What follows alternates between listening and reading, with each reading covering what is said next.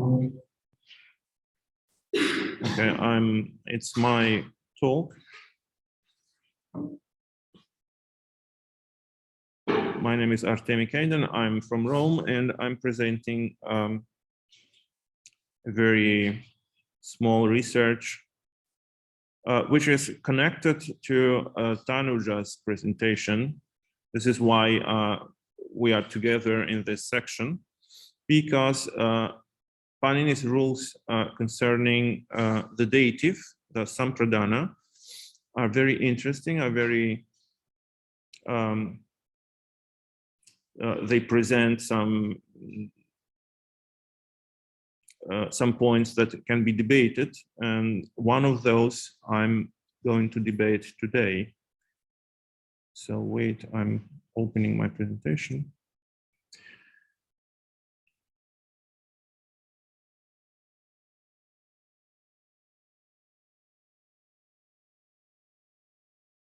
So my presentation is about just one sutra dedicated to the Sampradana, which is 1434. And I'm especially focused on just one verb. It contains the reference to 4 different verbs.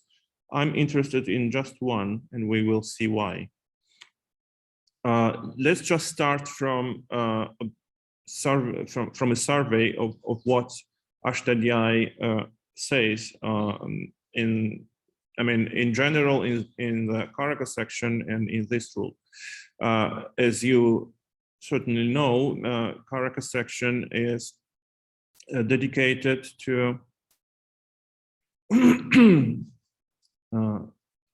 just a moment, sorry, I just closed this. Karaka section is dedicated to what we would call today semantic roles.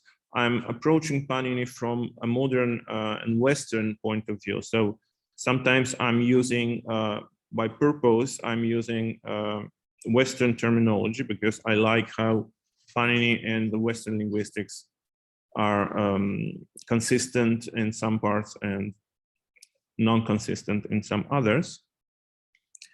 Panini defines 6, as we know, 6 semantic roles, 6 karakas, which are apadana, source, sampradana, receiver, karana, the instrument, adhikarana, the location, karman, the patient, and kartra, the agent or the subject, if you prefer. And Panini defines them on a sort of semantic ground, a very abstract one. Panini describes a situation where someone is located and then assigns a prototype, describes a prototype, and then assigns a karaka role to this prototype. So we will see in a while a couple of examples. After introducing the basic definitions, Panini makes some additions, or I would say supplemental definitions to the already defined karakas, because sometimes he feels that he needs to enlarge the semantic definition of a karaka with some additional characterizations. And this can be referred to specific verbs. So it probably he just wanted to describe some specific verbal argument frames, to say it in today's terms. Let's start from the Sutra 1432, which is the basic definition of the Sampradana, which reads Karmanayam apiprayati sa Sampradanam. And the meaning is that the receiver, the Sampradana, is defined as the person whom someone wishes to connect with the object of the verb, which is a very abstract definition if you think, because it's not really describing any real situation. It's very mental, and probably this is the reason why he needs some further additional supplemental definitions of specific situations. The following sutras, for example, 1.433, is an example of such supplemental definitions. Because in 1.433, he says ruchyarthanam piyamana, which means that Sampradana is also the person who is pleased in connection with verbs which have the meaning of ruch, which means to please. The reason of this is obvious. This verb, ruchyate, has a dative marked argument corresponding to the person who feels the sentiment. So since the dative is the basic case form for the Sampradana, Panini probably tried to put together all the usages of the dative. So this might be the, I would say, the underlying reason of all this. So let's go directly to Sutra 1.434, which is another additional supplemental information about the dative marked argument. But it is a little bit strange in a way that we will see soon. This is the reading. I will separate it this way just to show the Anubandhas.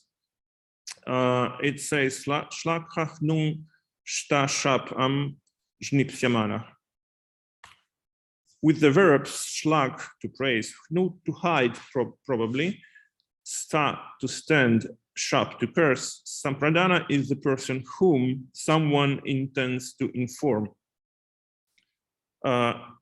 This sutra is less obvious than the preceding one for a number of reasons.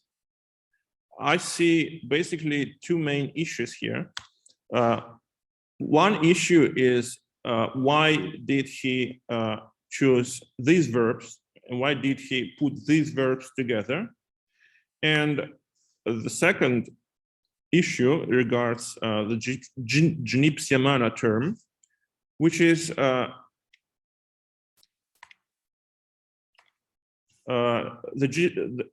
this term, this qualification or characterization, is the main point that is debated by commentators. Mahabhashya is silent, as we know. The discussion starts with the Kashika Vritti. And it seems to me that the commentators were focused especially on this jnipsyamana rather than on the verbs. But I think the verbs were not understood correctly, so probably they simply did not recognize this fact, and they tried to explain the whole rule, just explaining the jnipsyamana thing. What's wrong with this word, so to say? It's a very strange, very complex formation, morphologically speaking. It starts from the root jna, which means to know. Then let's construct the whole word. In order to do that, we have to first start from a causative, which is jnap, so it would mean to make someone know. Then we add a desiderative element, and so it becomes jnips, which means to want to make someone know. So it's a desiderative constructed upon a causative. And then we add even a passive. So jnipsya means to be wanted, to be made to know, which is a monster. It's a very complex construction. And in my opinion, we don't have to take it too seriously, so to say. The commentators are especially concerned with the desiderative part of this construction. We will see why.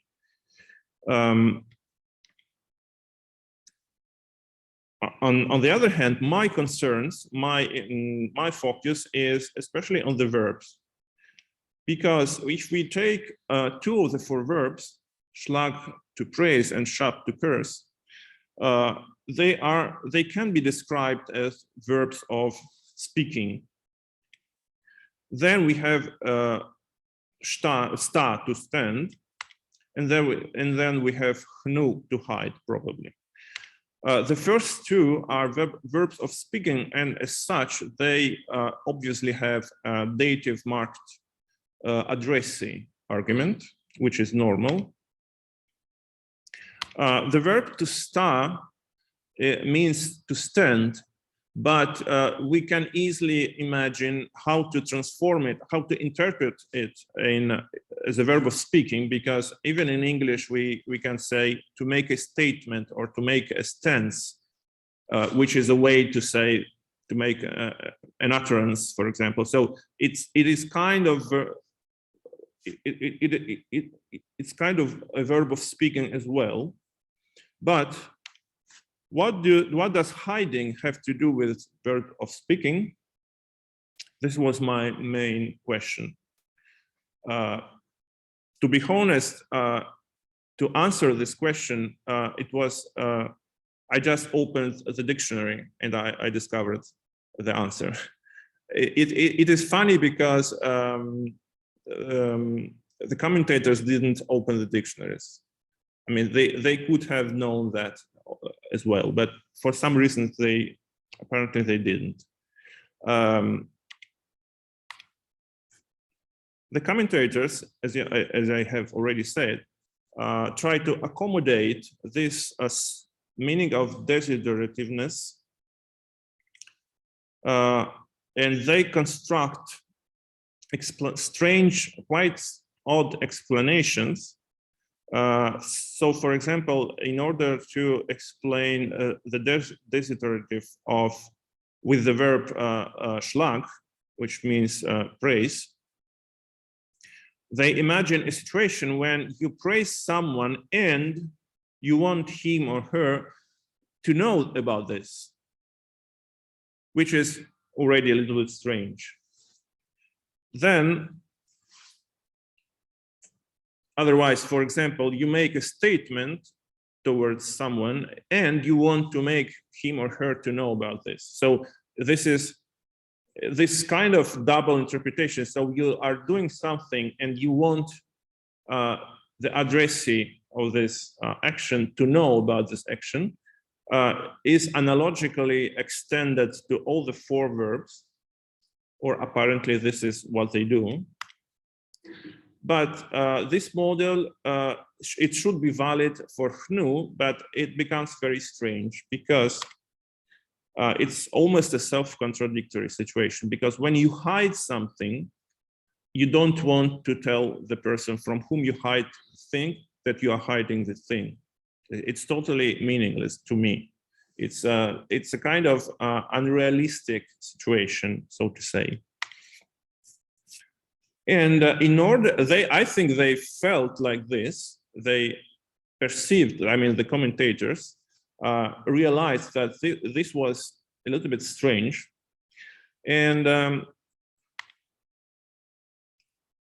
in the examples they put in the comments, I think they tried to find out some situation where this was possible. So someone who is hiding or hiding himself or herself or hiding something else only in order to let someone else know about this hiding. And let's start from the Kashyap-vritti. This is this is just a generic explanation. It says jnapaitum ishyamana. So the Jnipsyamanach is someone who is wanted to be known, to know. And then they start with examples. Devadattaya shlakhate. So someone praises Devadatta means that Devadattam shlakhamanas tam shlakham tam eva jnapaitum. So someone is praising Devadattam, and that praise this person wants Devadatta to know. And then it goes evam Devadattaya hnute. So without explanations, without further explanation, they just say the same applies. The same example or the same reasoning applies with the verb hnu. And this is funny because it doesn't apply to hnu. So they avoid making an example, but an example would be needed, I think, in this case. The examples are provided later, not by Kaushika Vritti, but by later commentators. One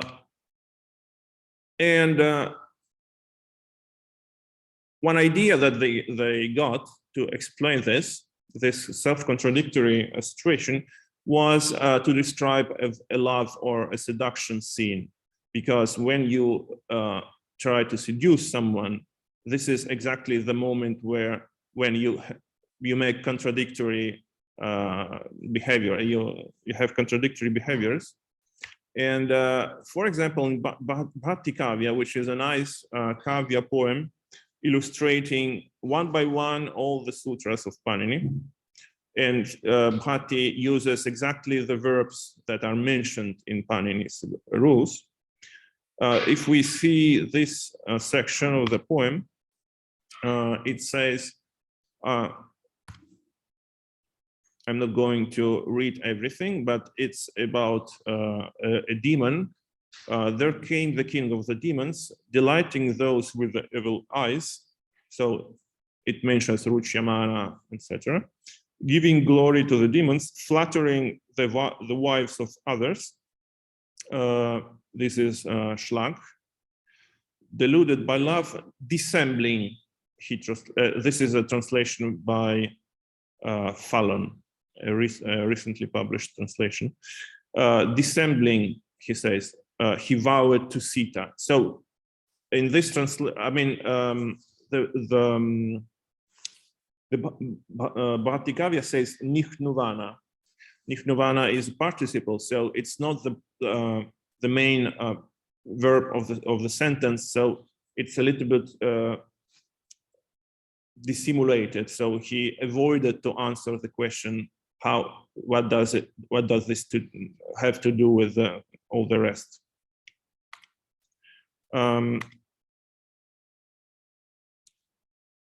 Let's further commentators, very late ones like Balo Manorama, present an evolving form of this love scene in this way. Krishnaya hnute iti. So the meaning of hnute Krishnaya, so someone hides to Krishna, is the following. By removing herself from the fellow wives, she reveals her desire to Krishna. So this is exactly what I was talking about. The woman, the girl, hides from Krishna just in order to be noted by Krishna. So it's a sort of contradictory seduction scene. Here, hnu is used intransitively, so it's the subject who is hiding herself. Anyway, just in order to be found, it's obvious. But there was a second interpretation, and the context was that of, so to say, the middle-class life, describing a situation which is partly comical, reminds me of some situation comedy, where we find it already in Padamanjari, comment on Kashika Vritti. And it says, Devadatta Yahnute iti sannihitam eva devadattam pranikader apalapatiti artha. The meaning of Devadatta Yahnute is the following. He denies Devadatta in his presence from the creditors. So it describes a funny situation where Devadatta must hide from creditors. So he is in the room, but he's hiding, I don't know where, behind that sofa, and someone else tells the creditors that Devadatta is not here, while he is here, and he knows that this person is helping him. So the whole situation, I find it comical and a little bit odd, I would say. And grammatically, this is super odd because the object of hiding is the same person, which is the addressee of Hnu, which is a totally new reading of this verb. I don't know where did it come out. It's just mentioned by Haradatta, the author of Padamanjari. He glosses with this Hnu with apalap, which means which is a verb which means to deny, and it's a transitive verb. So we can infer that if apalap is transitive, then he is using transitively also the verb Hnu. I think it's typical grammarian Sanskrit, so it's a fake Sanskrit invented in the Middle Ages just to make an example, as happens sometimes. And Haradatta notes that there are two readings of this Hnu, and this is something said by others. So he himself can decide whether of the two options are the correct one. And finally, we can quote from Tattvabodhini, which combines the two features I mentioned. So it's a love scene, and it includes this transitive usage, transitive with quotes, because it's not a regular transitive. Krishnaya hnuti iti sapatnipya krishnam hnuvana tamevartham krishnam bodhayati. So the meaning of Krishnaya hnuti is the following. While hiding Krishna from the fellow wives, she reveals this fact to Krishna. So this is here the man Krishna is the one who is being hidden, and at the same time the one who receives this communication, which is totally unnatural. If we simply open the dictionaries, or we simply go to see what classical or Vedic Sanskrit says, we discover the following. The real meaning of Hnu is not to hide, or at least not to hide physically. It's not a removing by hand. So it's not apanayane, as Dhatu Vritti says. The etymology of this verb, interestingly, is uncertain. It is probably connected to hu, which means to call. This is an interesting suggestion by Holyfield, because it could be a nasal insertion, which happens sometimes, but otherwise we don't have any parallel in other Indo-European languages. Perhaps something in Avestan, but with a totally different meaning. Let's simply see the Vedic data. To start with, it's always middle. It is never transitive. It is never without a preverb. So what I have searched in the Vedic databases was nihnu, which is probably the same thing, but it has the ni prefix. And it is clearly a verb of speaking. This was my problem. And Vedic texts show that it is a verb of speaking. It's not Rig Veda, it's late Vedic, mostly in Brahmana. So if, for example, in Shatapatha Brahmana, we have this example. Prokshita steti tat edaphyo nichnute. Sprinkled be you with these words, he makes amends to them. So basically, the meaning was connected to some ritualistic apologies, making amends or begging pardon, something like that.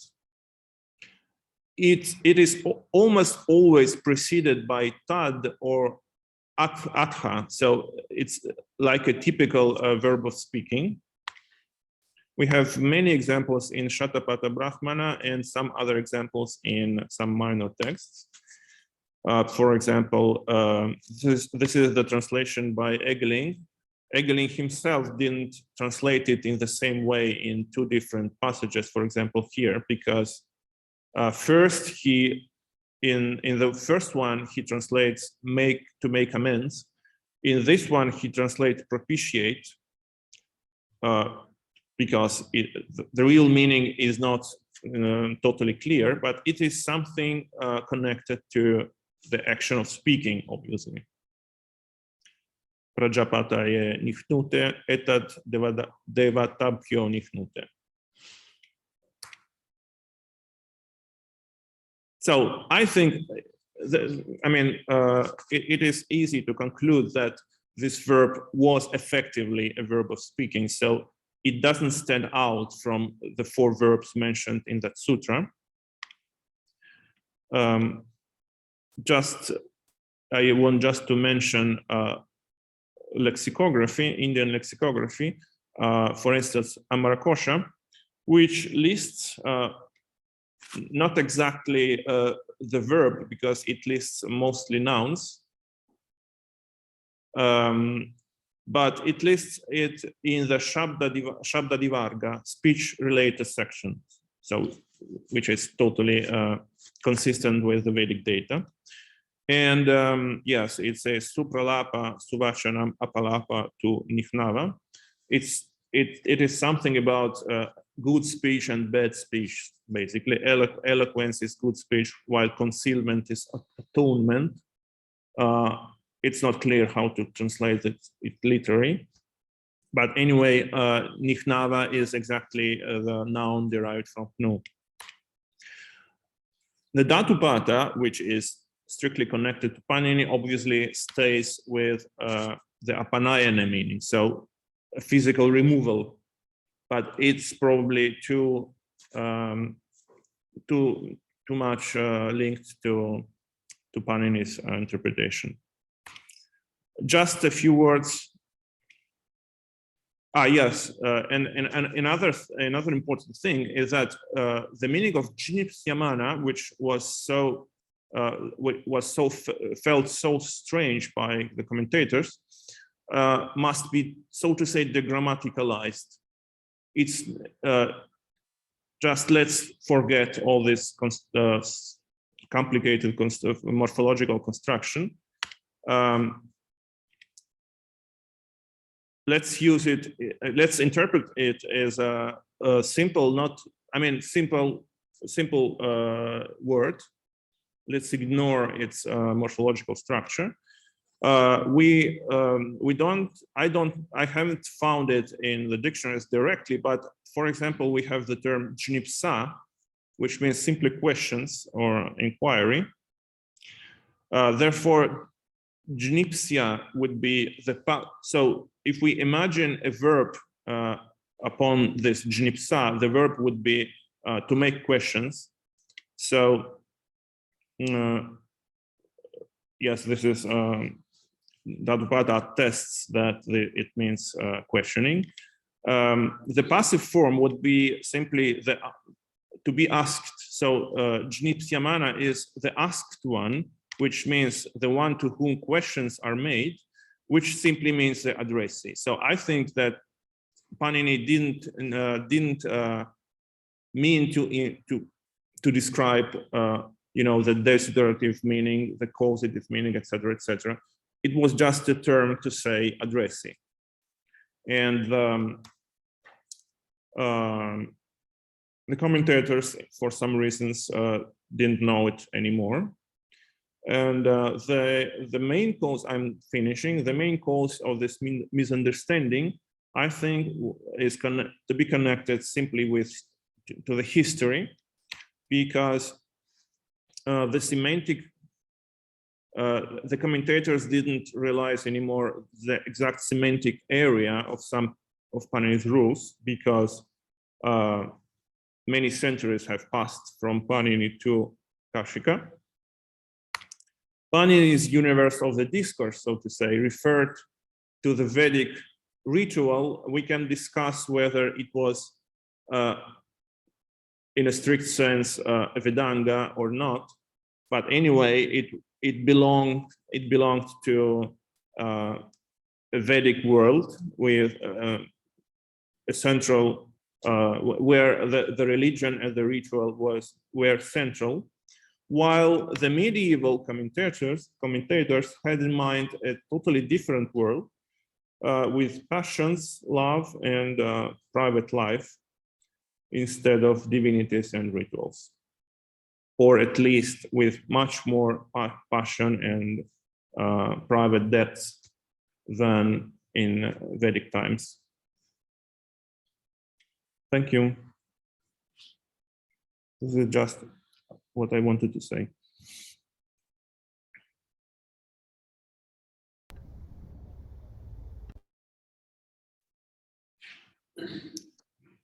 Okay, please, questions? Hey, could I ask a question, a few things? Yes. I hope I can answer, because I'm only a poor linguist.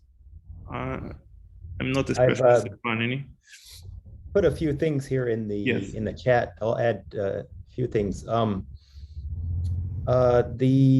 For this root hnu, yeah, I really like your idea that it's a verb of speaking. Of course, that's true, as you point out, for Vedic. We have hnavaya already in the Rig Veda, not to be denied. Meyerhofer gives the in abreda stellen or leugnen. And also there is an Old Avestan form, knut, which looks like a root noun to this root, and Shevo posits the meaning rejection for it, and connects it with Vedic hnu. Yeah, well, probably, yes. But it's the only example in the Indo-European languages. Yeah, there's another one that's cited in Meyerhofer that is wrong, but this one is, I believe, is quite solid. Okay. Yeah, so you might have a look at it, but it does mean something like a verb of speaking to reject. Yeah. But yeah, you can see to hide or conceal something is a So probably it must have been a sort of metonymy or metaphor. So what was initially just a hiding by words became a hiding by force. Yeah, you're denying something. Also, for the sta, was very interested in the idea of a connection with a verb of speaking. But maybe one possibility, the form like stiti that's used by the grammarians when you cite a form without the particle iti. So it means like the utterance of a word or the standing of a word on its own. That's somewhat far-fetched. Thank you very much. Thank you very much for this example in particular, because I wasn't able to find any attestation of sta in this meaning. Yeah, one last one is the Buddhist Sanskrit, the tishtatu, which is used as a form of assent. Of course, this is very limited just in the imperative almost like an interjection, but Mhm. I don't know. I have no, Yeah, maybe. Yeah, thank you. yeah. May I add something? Yes. If time limits permits, there is one sutra in 1.3, apanhave jnaha. There Panini used the word apanhava, and its explanation by Kashika is apanhavo apalapaha. So I think I will just add this, which actually what Amarakosha did is Okay. already in the Kashika. Okay, maybe. Thank you. And someone, Jobril, asks me if star can be read as transitive. I think it is transitive. I mean, it can be transitive normally, because this, I mean, as far as I know, some of the verdict verbs are oscillating between intransitive and transitive. But I wasn't able to investigate star per se in this study.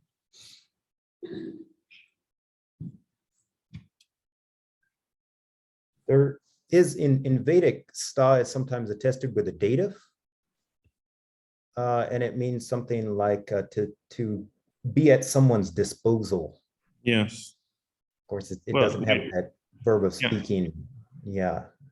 But the truth is that the dative marked argument is something that is very easily, that you would add very easily in whatever sentence. It's in modern times, modern terms, it would be a adjunct rather than an argument, and an adjunct you can always put it in whatever sentence. So it's in the dative per se is not a problem.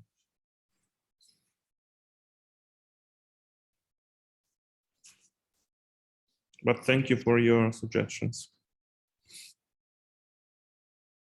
Okay, so if I think we can conclude with our last